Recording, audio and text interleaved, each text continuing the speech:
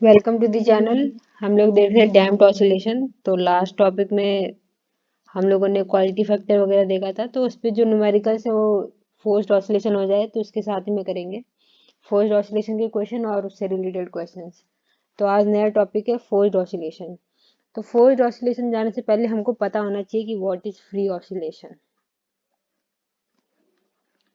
Free oscillation अभी तक जितना पढ़ के आ रहे हैं वो सब फ्री ऑसिलेशन ही है। मतलब कि जैसे जब मैंने शुरुआती एग्जांपल दिया था, हम लोग झूला झूलते हैं तो इधर ही गया झूला, इधर गया, इधर गया, इधर गया, फिर रुक गया। बट लेकिन अगर पीछे से आपके पापा या मम्मी आपको धक्का दे रहे होते हैं तो आप जल्दी स्टेशनरी नहीं होता। जब तक वो धक्का देते रहेंगे आप तब तक ऑसिलेट करते रहेंगे। तो वो फोर्स्ड हो गया, मतलब कि पीछे से कोई फोर्स लग रहा है, मतलब कि ड्रैग तो लग ही रहा है, एयर वाला ड्रैग तो डैम्पिंग हो गया। बट अभी डैम्पिंग भी प्रेजेंट है, बट साथ में आप पे कोई एक्सटर्नल फोर्स भी एक्ट कर रहा है। ठीक है, मतलब पीछे से कोई धक्का दे रहा है। तो अगर वह चीज इंक्लूडेड हो गई तब हम बात करते हैं फोर्स्ड ऑसिलेशन की। और जब इंक्लूडेड नहीं है तो फ्री ऑसिलेशन है। तो फिर थोड़ा नोट्स बनाने के लिए लिख लेते हैं फ्री ऑसिलेशन। देखो फ्री ऑसिलेशन क्या कहता है। When body is capable of oscillation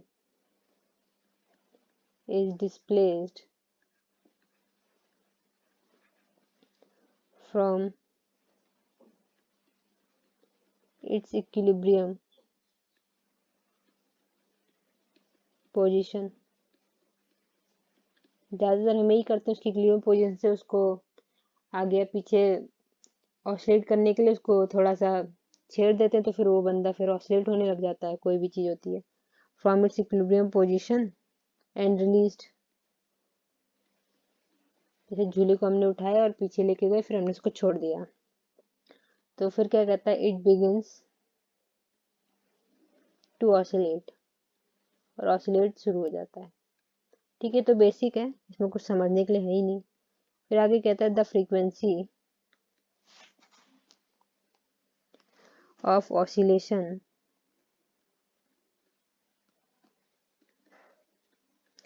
depends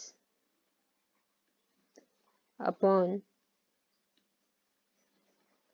certain properties of the body। तो such oscillations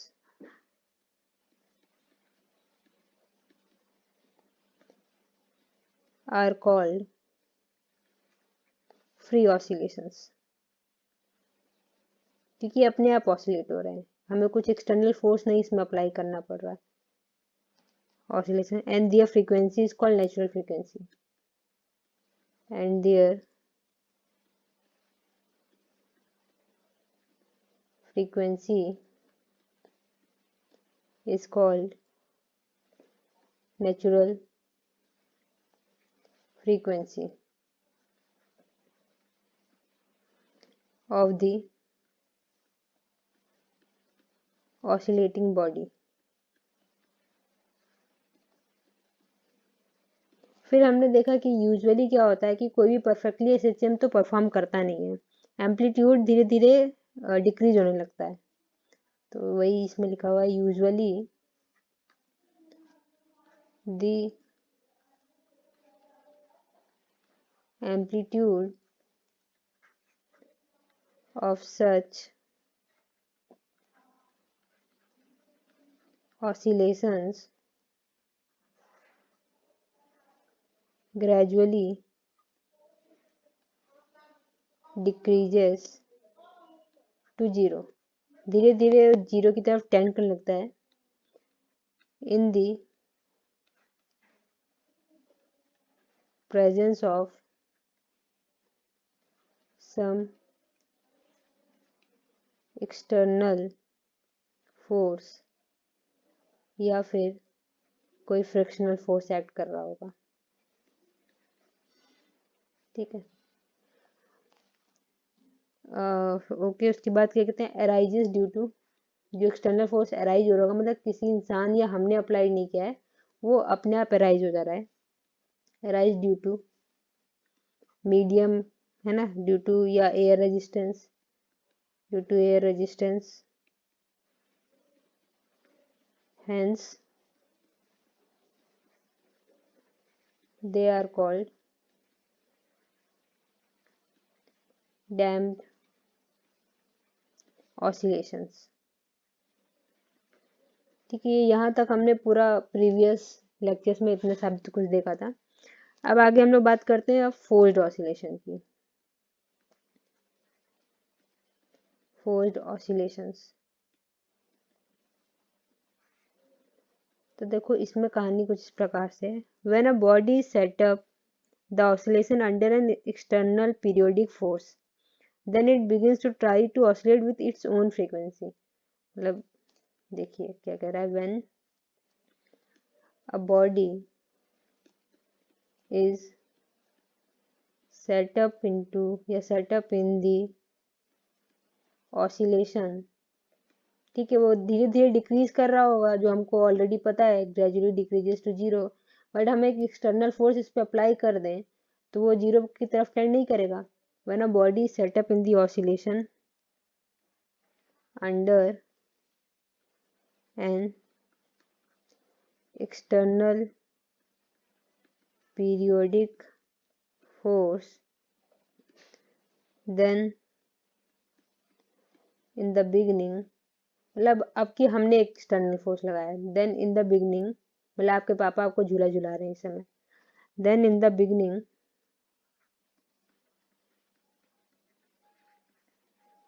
body tries to oscillate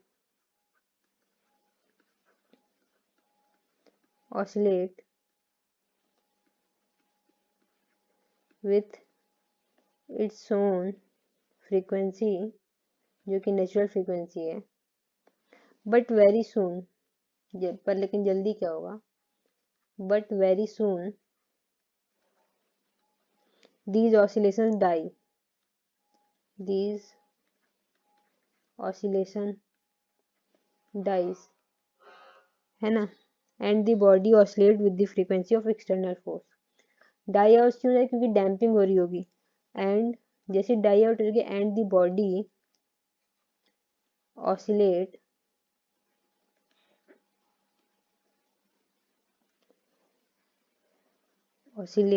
with the frequency of external applied force।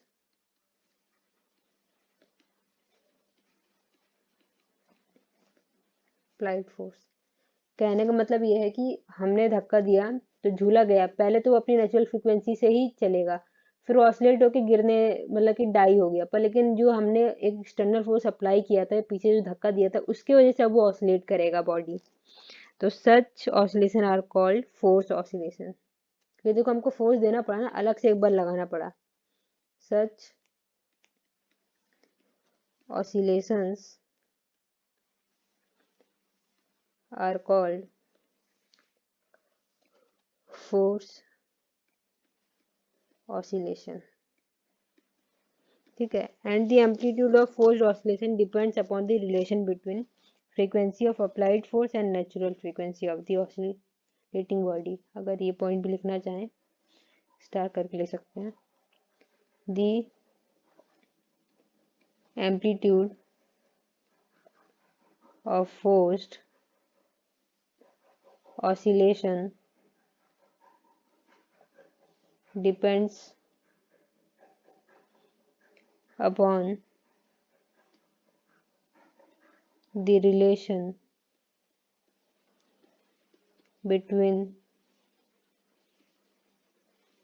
frequency of applied force and natural frequency of the oscillating body। ठीक है, ये सब तो थोड़ी बहुत theory थी, और एक कंडीशन आती है रेजोनेंस की। तो रेजोनेंस कब होगा, जब क्या कहते हैं हमारी नेचुरल फ्रीक्वेंसी और जो हमने अप्लाइड कर रखा है फोर्स उसकी फ्रीक्वेंसी सेम हो जाए, तब उसको हम लोग कहेंगे रेजोनेंस कंडीशन। ठीक, तो उसको तो ऐसे ही बता दिए। अब चलिए हम लोग देखते हैं किस तरीके से, तो इसको देखते हैं सॉल्यूशन के हिसाब से लेते हैं। द फोर्स, अब एक्सप्रेशन मतलब इसका डिफरेंशियल इक्वेशन बनाएंगे। The force acting on the mass m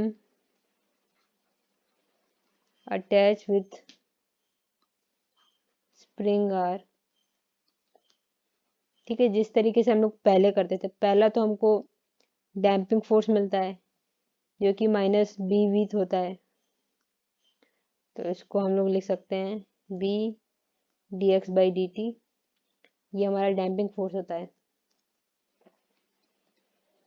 हमने ऑलरेडी एक ही देखा है। दूसरा फोर्स, अब एक एफ टी एक्सटर्नल फोर्स लग रहा होगा, एक्सटर्नल फोर्स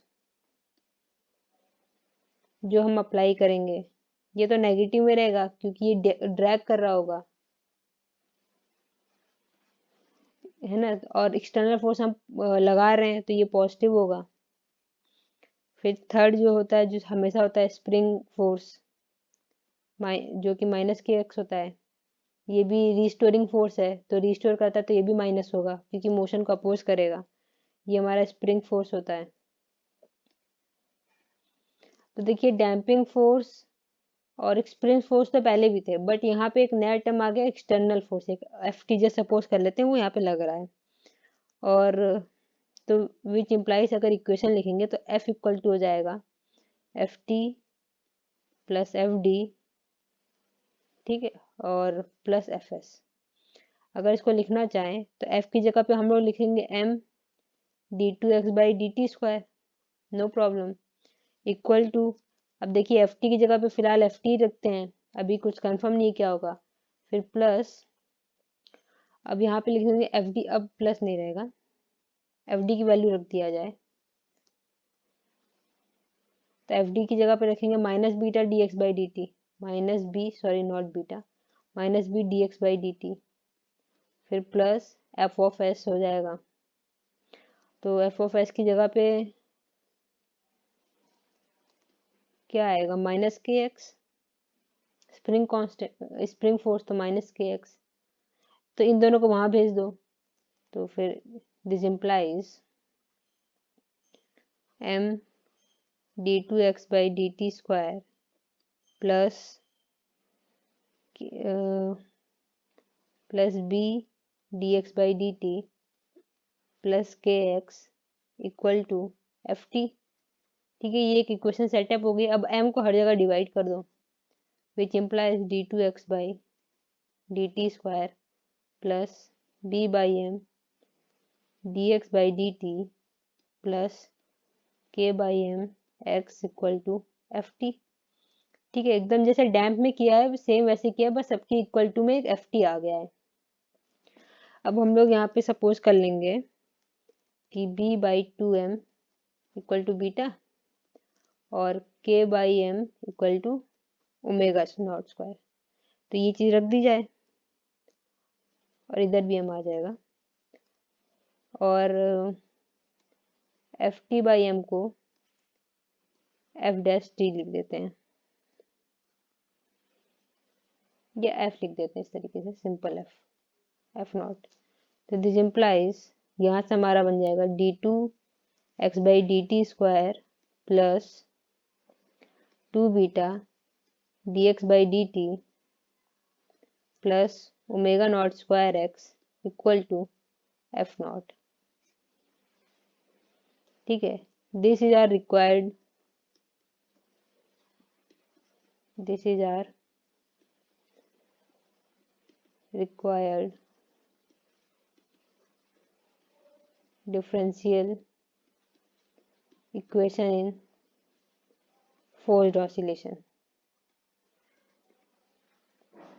अब देखो इसी को सॉल्व कर देंगे और जो आंसर आएगा वो हम लोगों का हो जाएगा। तो यहाँ पे जो बीटा हो जाएगा, बीटा, बीटा को हम लोग कहेंगे डैम्पिंग कांस्टेंट, और जो ओमेगा नॉट है जो कि अंडर रूट में k/m है, उसको हम लोग कहेंगे नेचुरल फ्रीक्वेंसी। ठीक है, यहाँ तक तो ठीक है। और एफ टी की वैल्यू तो लिखी है हमने। चलिए अब आगे चलते हैं, इसको सॉल्व किया जाए। तो अब मैं क्वेश्चन के हिसाब से चलूंगी। मान लेते हैं कि पहला क्वेश्चन है, क्वेश्चन फर्स्ट दे रखा है, what is the steady state solution of this differential equation for, जो हमारा एफ टी है वो आ जाए F not cos omega t. ठीक है, एफ टी मीन्स ये एफ नॉट दिया था हमने, तो एफ नॉट हमारा जो एफ नॉट है वो F not cos omega t हो जाए, कैपिटल वाला एफ। ठीक है, तब कैसे सॉल्व करेंगे इसको देख लेते हैं। या फिर यहाँ पे स्मॉल एफ कर लेते हैं और इसको कैपिटल एफ कर लेते हैं। इसको कैपिटल एफ कर लेते हैं तो सही, कैपिटल एफ नॉट, तब सही रहेगा। ठीक है, तो इसका सॉल्यूशन, इसका सीधे से मतलब यही है कि अब जो हमने डिफरेंशियल इक्वेशन बनाई थी d2x/dt² plus 2β dx/dt plus omega not square x equal to F not t था, तो एफ नॉट की जगह पे ये वैल्यू पुट कर दी जाए, तो विच इम्प्लाइज, वैसे तो मैं सीधे करवा देती पर क्वेश्चन के फॉर्म में इसलिए करवा रही हूँ, मे बी वहाँ पे F not cos omega T की जगह पे F not sign omega t हो, तब कैसे सॉल्व करेंगे, या कॉस स्क्वायर ओमेगा टी हो, इसलिए तो क्वेश्चन में आ सकता है। तो यहाँ से इम्प्लाई करेंगे d2x/dt² plus 2β dx/dt plus omega not square x equal to F not cos omega t. ठीक है, इसको दे दो इक्वेशन 1, ये मेन इक्वेशन हमारी बन गई। तो अब हम लोग क्या करेंगे, लेट ट्रायल सॉल्यूशन बी। मान लेते हैं इसका कुछ सॉल्यूशन आएगा x equal to a sine omega T minus theta. तो हमारा अब मेन मुद्दा क्या है कि हमको ए फाइंड करना है जो कि इसका एम्पलीट्यूड होगा, और थीटा हमको फाइंड करना है। ए और थीटा फाइंड कर देंगे और इस इक्वेशन में पुट कर देंगे तो हमारा आंसर हो जाएगा। यदि x equal to a sine omega T minus theta equation 1 का सॉल्यूशन है, तो इसका मतलब कि x का, यहाँ x जगह पे x रखेंगे और इसको डिफ्रेंशिएट करेंगे dx/dt और d2/dx करके यहाँ पे वैल्यू रख के सेटिस्फाई करवा देंगे। अगर सेटिस्फाई करता है तो मतलब कि सॉल्यूशन होगा, तो इसी की हम लोग मदद लेंगे।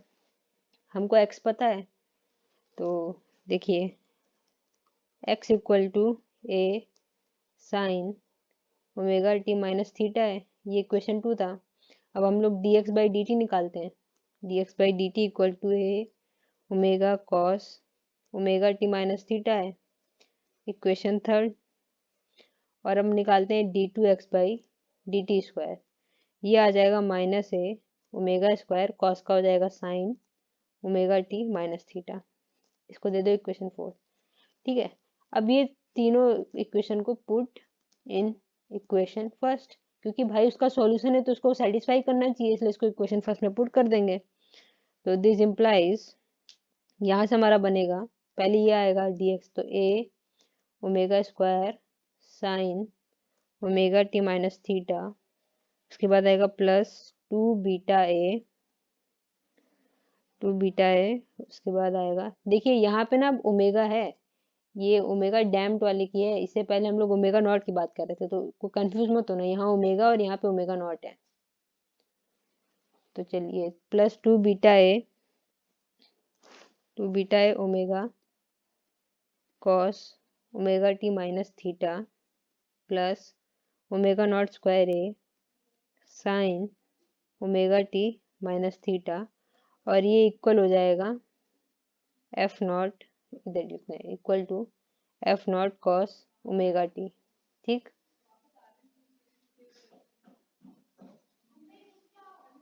तो इसको इक्वल एफ नॉट को अगर तोड़े हैं तो इसको हम लोग लिख सकते हैं F not cos omega T minus theta plus theta. तो इसको फर्दर ओपन कर देते हैं आइडेंटिटी लगा के, ताकि हम लोग कुछ कंपैरिजन कर पाए। तो देखिए नेक्स्ट स्टेप क्या करेंगे, इसको हम लोग खोल देंगे आइडेंटिटी लगा के, है कि नहीं, कॉस ए प्लस बी की आइडेंटिटी लगा के इसको ओपन कर देंगे। तो दिस इम्प्लाइज, थोड़ा रिअरेंज कर दें, साइन ओमेगा टी सम दो में कॉमन है तो कॉमन ले लेते हैं, साइन ओमेगा टी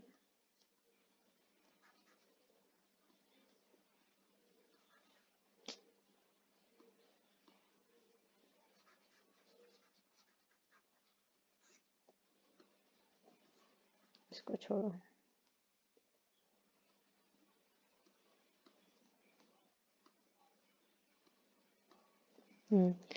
तो देखिए इधर sine omega T minus theta और इसमें sine omega T minus theta, तो कॉमन ले लिया जाए। तो which implies sine omega T minus theta, अंदर बचेगा minus a omega square plus a omega not square, ठीक। यहाँ पे बनने वाला है plus 2a beta omega cos omega T minus theta equal to F not cos omega T minus theta cos theta minus F not sign omega T minus theta sine theta. ठीक है, हमने open कर दिया formula लगा के। अब क्या करेंगे, देखिए यहाँ से ये साइन ओमेगा टी है माइनस थीटा और ये sign omega T minus theta, यहाँ से इसके कोफिशिएंट को कंपेयर करेंगे। यहाँ पे cos omega T minus theta है और यहाँ पे cos omega T minus theta है, तो इनके कोफिशिएंट को कंपेयर करेंगे। तो लिख देते हैं कंपेयरिंग द कोफिशिएंट of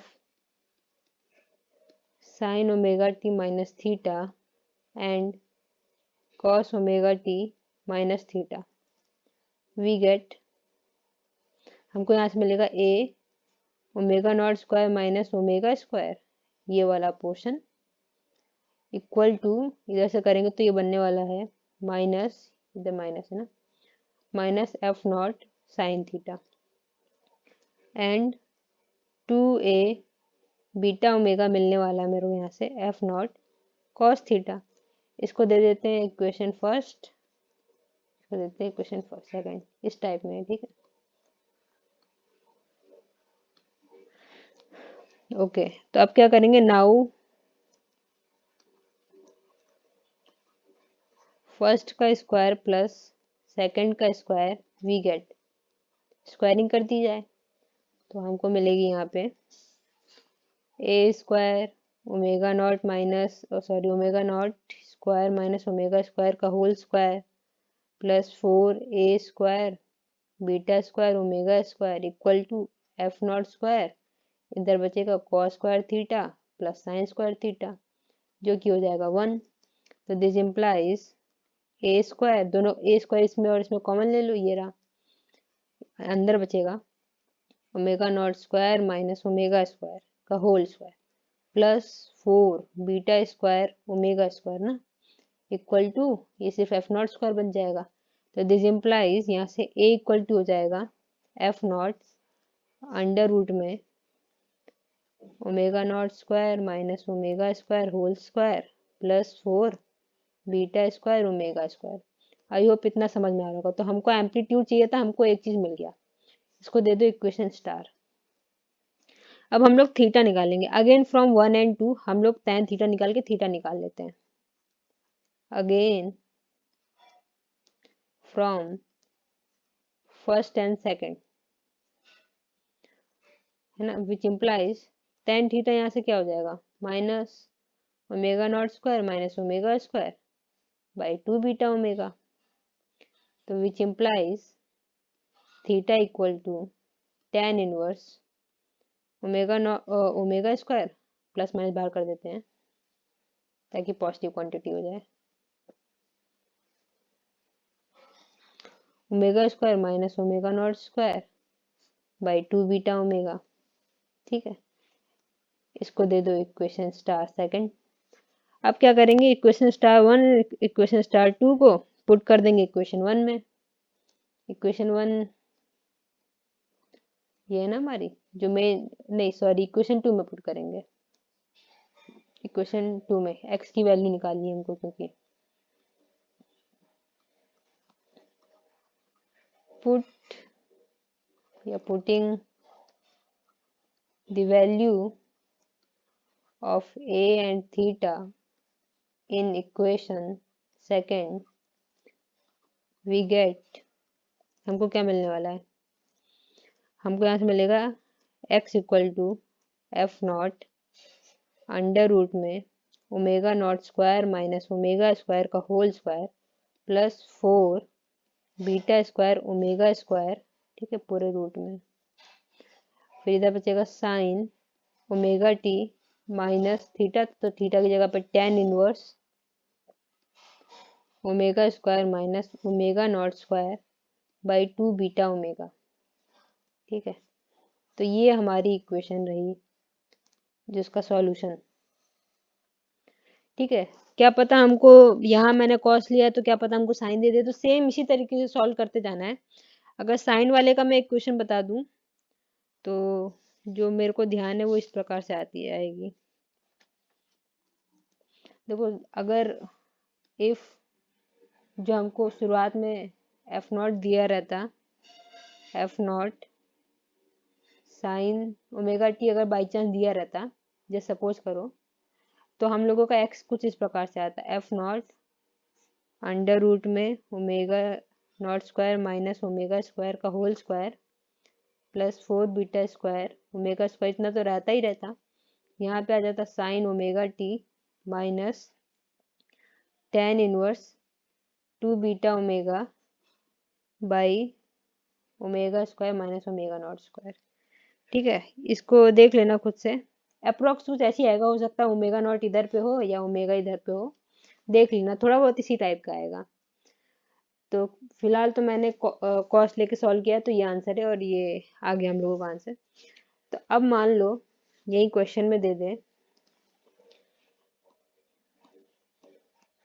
अब मान लेते हैं क्वेश्चन टू बोल देता है कि ऑब्टेन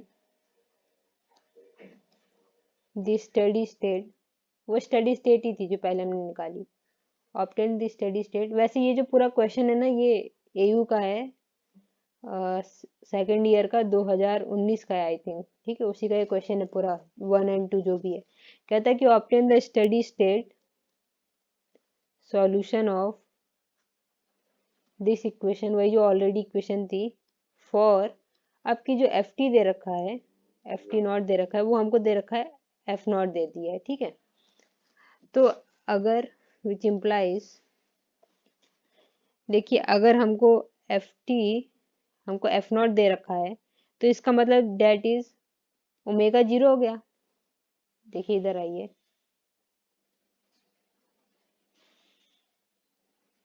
कहाँ गया क्वेश्चन, इसका मतलब ये ओमेगा जीरो होगा, तभी तो हमको एफ नॉट मिलने वाला है सिर्फ, अगर ये ओमेगा जीरो हो गया तो इसका मतलब ओमेगा मेरा जीरो हो गया। तो हेंस फ्रॉम इक्वेशन, ये वाली इक्वेशन से इसको दे देते हैं, hence from equation a solution is, बस ओमेगा की जगह पे जीरो रख दो, तो X equal to F not under root में omega not square minus zero का होल स्क्वायर प्लस जीरो, इधर आ जाएगा sine zero minus tan inverse infinity, ये मिलने वाला है। इसको सॉल्व कर दो तो x equal to F not by omega not square sine minus pi by 2, तो which implies x equal to minus F not by omega not square. ठीक है, इसको दे दो b। अब क्वेश्चन में मान लो इस तरीके से दे दे, एक और क्वेश्चन थर्ड इसमें जोड़ दे, question third, write down the study state solution of this equation for हमको एफ नॉट टी अब दे दे F not sine square omega T, अब ये दे दे, तो तब क्या करोगे, पहली वाली इक्वेशन में ही थोड़ा सा चेंज कर देना है। फिलहाल इसको थोड़ा तोड़ लो, हमको पता है कि कॉस 2 थीटा होता है 1 minus 2 sine square theta, no problem. तो यहाँ से साइन स्क्वायर थीटा बराबर हो जाएगा 1 माइनस कॉस 2 थीटा बाई 2, ये तो अंडरस्टूड है। तो दिस इम्प्लाइज जो हमारा एफ नॉट टी है वो हमारा हो जाएगा f not sine square omega T. इसको फर्दर सॉल्व कर दो तो हो जाएगा f not by 2 1 minus cos 2 omega T. तो यहाँ से ये इक्वल टू हो जाएगा f not by 2 minus F not by 2 cos 2 omega T. देखो हमने F not cos omega T का निकाल रखा है और हमने एफ नॉट का भी निकाल रखा है ऑलरेडी। तो हम लोग क्या सब्स्टिट्यूट करेंगे, एफ नॉट की जगह पे एफ नॉट बाई 2 हो गया है एक चीज, यहाँ पे भी एफ नॉट, क्योंकि यहाँ पे क्या है एफ नॉट बाई 2 हो गया है और हमको एफ नॉट की इक्वेशन पता है, एफ नॉट की इक्वेशन में ये आंसर आता है, और F not cos omega T के उसमें ये आंसर आता है, हमको दोनों के आंसर पता है, तो हम इन्हीं का यूज करेंगे। बस अब कंडीशन क्या है कि एफ नॉट की जगह पे एफ नॉट बाई 2 हो गया है और ओमेगा की जगह पे 2 ओमेगा हो गया है। तो देखिए इसको कैसे लिखेंगे, hence this steady state solution will be a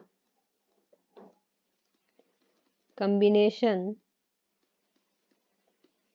of equation A and B, पर ध्यान क्या रखना, वेयर एफ नॉट जो है वो एफ नॉट बाई 2 हो गया है एंड ओमेगा जो है वो 2 ओमेगा हो गया है। तो देखो अब इक्वेशन कैसे बदलती है, तो यहाँ से x इक्वल टू हो जाएगा एफ नॉट बाई 2, एक सेकेंड, हाँ, एफ नॉट बाई 2 और ये माइनस के साथ में है ये पूरा, मतलब कि कॉस वाला हमने प्लस के साथ किया बट यहाँ पे माइनस है तो एक माइनस साइन आगे लग जाएगा, equal to minus F not by 2 under root में omega not square minus omega square, मतलब 2 ओमेगा उसका मतलब 4 ओमेगा स्क्वायर का whole square plus 4 beta omega square था, पर लेकिन अब क्या है कि ओमेगा स्क्वायर की जगह पे 2 ओमेगा हो जाएगा तो 4 into 4 16 beta square omega square हो गया। ठीक है, आई होप ये भी समझ में आ रहा होगा। फिर अंदर साइन, यहाँ ओमेगा 2 था तो 2 ओमेगा टी हो जाएगा minus tan inverse 4 omega square minus omega not square divided by 4 beta omega. I think you all are getting my point. ये इतना तो हो गया सॉल्यूशन इसके लिए। अब हमको इसके लिए लिखना है, इसके लिए हमको क्या होगा, ये इक्वेशन लिख देनी है, एफ नॉट की जगह पे बस एफ नॉट बाई 2 कर देना है, तो इधर पे आ जाएगा minus F not by 2 omega square omega not square. ठीक है, यहाँ ओमेगा नॉट है, ओमेगा करके 2 ओमेगा मत कर देना, कर दें यहाँ 4 ओमेगा नॉट स्क्वायर है, तो दिस इंप्लाइज अच्छे से रीअरेंज कर दें तो x equal to minus F not divided by under root में, यहाँ पे 2 बार आ जाएगा, 4 ये एफ नॉट बाई 2 था तो इधर का 2 नीचे लिख देते हैं, into omega not square minus 4 omega square का whole square plus 16 beta square omega square sine 2 omega T minus tan inverse 4 omega not square minus 4 omega not square divided by 4 beta omega minus F not by 2 omega not square. I think समझ में आ रहा होगा किस तरीके से मैंने solve किया है। वैसे इतना तो नहीं पूछेगा, पर ये तो अनसॉल्व में आ रखा है यू के, तो इसमें पूछेगा, बट लेकिन जैम में जहाँ तक कि उससे पहला ही वाला कंडीशन पूछेगा, बाकी 2 कंडीशंस नहीं पूछेगा, पर लेकिन क्वेश्चन था तो मैंने करवा दिया। अब सेम यही चीज आया है इसी तरीके से, बट अब की क्या क्वेश्चन है कि अगर तुम्हारा जो एफ नॉट टी है वो हो जाए F not cos square omega T, तो अब भी सिंपल है, कुछ नहीं करना है, जिस तरीके से पिछले वाला किया है वैसे इसको भी कर देंगे। तो हम लोग f not t equal to F not cos square omega t को किस तरीके से लिख सकते हैं, इसको लिख सकते हैं F not by to cos square omega T ऊपर नीचे मल्टीप्लाई करके, फिर इक्वल टू इसको बना देंगे f not by two 1 + cos 2 omega t. Identity का यूज किया हमने, 2 cos स्क्वायर omega t equal to 1 + cos 2 omega t ना, इसका यूज किया है। तो यहाँ से एफ नॉट टी जो बन के आएगा वो आएगा F not by two plus F not by to cos 2 omega T. तो अब फिर से एफ नॉट की जगह पे एफ नॉट बाई टू हो गया है और ओमेगा की जगह पे 2 ओमेगा हो गया है। इतना समझ में आ रहा है। बट अब की यहाँ पे प्लस साइन है, पिछली बार माइनस था तो आगे माइनस लग गया था, बट इस बार यहाँ पे प्लस साइन है। तो अब जो आंसर बन जाएगा from A and B X equal to F not under root में 2 यहाँ पे आ जाएगा omega not square minus 4 omega square का whole square plus 16 beta square omega square. यहाँ पे आएगा sine 2 omega T minus tan inverse 4 omega square minus omega not square by 2 beta omega, साथ में minus F not by 2 omega not square. तो मेरे ख्याल से ये पूरा समझ में आ गया होगा किस तरीके से। तो मैंने क्वेश्चन लेके सॉल्व करने की कोशिश की है ताकि समझ में आ जाए। अगर सिर्फ एक बार में फोर्स्ड ऑसिलेशन सॉल्व करते तो ये यहीं पे खत्म हो जाता इस तरीके से। बाकी में भी इस तरीके से कंडीशन अप्लाई कर दें। ठीक है, ये वाला होमवर्क है, इसको खुद से ट्राई कर लेना। ठीक, तो ये आंसर शायद गलत भी हो, मैंने तो ऐसे ही तुक्का मार के लिखा हुआ है, तो मतलब इस प्रकार में वो आंसर भी आएगा, बस tan इनवर्स की वैल्यू जहाँ तक है वो बदल जाएगी। तो इसको सॉल्व कर लीजिएगा और एकदम इसी तरीके से सॉल्व करना है जिस तरीके से इसको सॉल्व किया है। बस कॉस की जगह पे साइन लेके चलना और इस बार साइन का एक्सपेंशन करना और आंसर ले आना, तो ये भी हो जाएगा। तो इतना ही था। Thank you for watching. तो नेक्स्ट लेक्चर में इसके कुछ क्वेश्चन देखेंगे, फिर इसकी समाप्ति हो जाएगी पूरी। धन्यवाद।